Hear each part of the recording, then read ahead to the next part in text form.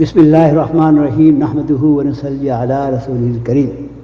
ایک آیت صحابہ حضرت عمر رضی اللہ تعالیٰ عنہ کی حالت۔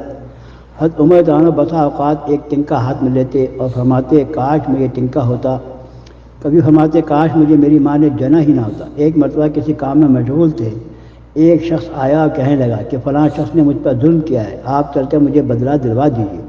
آپ رضی اللہ عنہ نے اس کو ایک درہ مارا کہ جب میں اس کام کے لیے بیٹھتا ہوں اس وقت تو آتے نہیں، جب میں دوسرے کاموں میں مجبور ہو جاتا ہوں تو آ کر کہتے ہیں کہ بدلہ دلوا۔ وہ شخص چلا گیا۔ آپ رضی اللہ عنہ نے آدمی بھیج کے اس کو بلوایا اور درہ اس کو دے کے فرمایا کہ بدلہ لے لو۔ اس نے عرض کیا میں نے اللہ کے واسطے معاف کیا، گھر تشریف لائے، 2 رکعت نماز پڑھی۔ اس کے بعد اپنے آپ کو خطاب کر کے فرمایا اے عمر تو کمینہ تھا، اللہ نے تجھ کو اونچا کیا، تو گمراہ تھا، اللہ نے تجھ کو ہدایت کی، تو ذلیل تھا، اللہ نے تجھے عزت دی، کہ لوگوں کا بادشاہ بنایا۔ اب ایک شخص آ کر کہتا ہے کہ مجھے ظلم کا بدلہ دلوا دے تو اس کو مارتا ہے، کل کو قیامت کے دن اپنے رب کو کیا جواب دے گا؟ بڑی دیر کے اسی طرح اپنے آپ کو ملامت کرتے رہے۔ آپ رضی اللہ عنہ کے غلام حضرت اسلم عنہ کہتے ہیں کہ میں ایک مرتبہ حضرت عمر عنہ کے ساتھ حرہ کی طرف جا رہا تھا، ایک جگہ آگ جلتی ہوئی جنگل میں نظر آئی۔ حضرت عمر عنہ نے فرمایا کہ شاید یہ کوئی قافلہ ہے جو رات ہو جانے کی وجہ سے شہر میں نہیں گیا، باہر ہی ٹھہر گیا، چلو اس کی خیر خبر لیتے ہیں، رات کو حفاظت کا انتظام کریں۔ وہاں پہنچے تو دیکھا کہ ایک عورت ہے جس کے ساتھ چند بچے ہیں جو رو رہے ہیں اور چلا رہے ہیں، اور ایک دیگچی چولہے پر رکھی ہے جس میں پانی بھرا ہوا ہے اور اس کے نیچے آگ جل رہی ہے۔ انہوں نے سلام کیا اور قریب آنے کی اجازت لے کے اس کے پاس گئے اور پوچھا کہ بچے کیوں رو رہے ہیں؟ عورت نے کہا کہ بھوک سے لاچار ہو کے رو رہے ہیں۔ دریافت کیا کہ اس دیگچی میں کیا ہے؟ عورت نے کہا کہ پانی بھر کر بہلانے کے واسطے آگ پر رکھ دی ہے کہ ذرا ان کو تسلی ہو جائے اور سو جائیں۔ امیر المومنین حضرت عمر عنہ کا اور میرا اللہ ہی کے یہاں فیصلہ ہوگا کہ میری اس دنگے کی خبر نہیں لیتے۔ حضرت عمر عنہ رونے لگا، فرمایا کہ اللہ تجھ پہ رحم کرے، بھلا عمر کو تیرے حال کی کیا خبر ہے؟ کہنے لگی کہ وہ ہمارے امیر بنے اور ہمارے حال کی خبر بھی نہیں رکھتے۔ اسلم عنہ کہتے ہیں کہ حضرت عمر عنہ مجھے ساتھ لے کر واپس ہوئے اور ایک بوری میں بیت المال سے کچھ آٹا اور کھجورے اور چربی اور کچھ کپڑے اور کچھ درہم لیے اور غرض اس بوری کو خوب بھر لیا اور فرمایا کہ میری کمر پر رکھ دے۔ میں نے عرض کیا کہ میں لے چلوں؟ آپ نے فرمایا نہیں، میری کمر پر رکھ دے۔ 2-3 مرتبہ جب میں نے اصرار کیا تو فرمایا کیا قیامت میں بھی میرے بوجھ کو تو ہی اٹھائے گا؟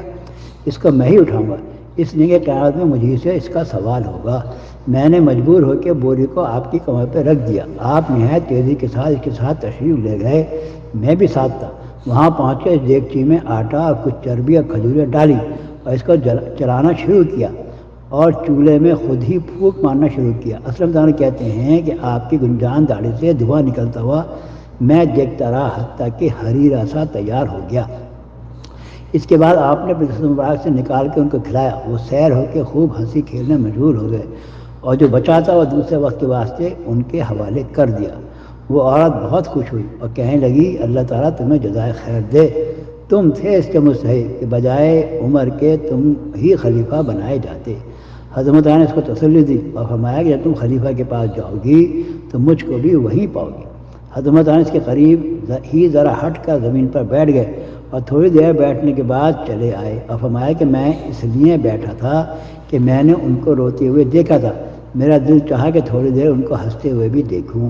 صبح کی نماز میں اکثر سورہ کہف، طٰہٰ وغیرہ بڑی صورتیں پڑھتے اور روتے کہ کئی صفوں تک آواز جاتی۔ ایک مرتبہ صبح کی نماز میں سورہ یوسف پڑھ رہے تھے، انما اشکو بثی وحزنی الی اللہ پر پہنچے تو روتے روتے آواز نہ نکلی۔ تہجد کی نماز میں بعض مرتبہ روتے روتے گر جاتے اور بیمار ہو جاتے۔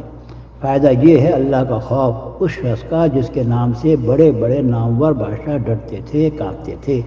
آج بھی 1350 برس کے زمانے تک اس کا دبدبہ مانا ہوا ہے۔ آج کوئی بادشاہ نہیں، حاکم نہیں، کوئی معمولی سا امیر بھی اپنی رعایا کے ساتھ ایسا برتاؤ کرتا ہے۔ جو کچھ پڑھا گیا اللہ ہمیں اس پہ عمل کی توفیق نصیب فرمائے۔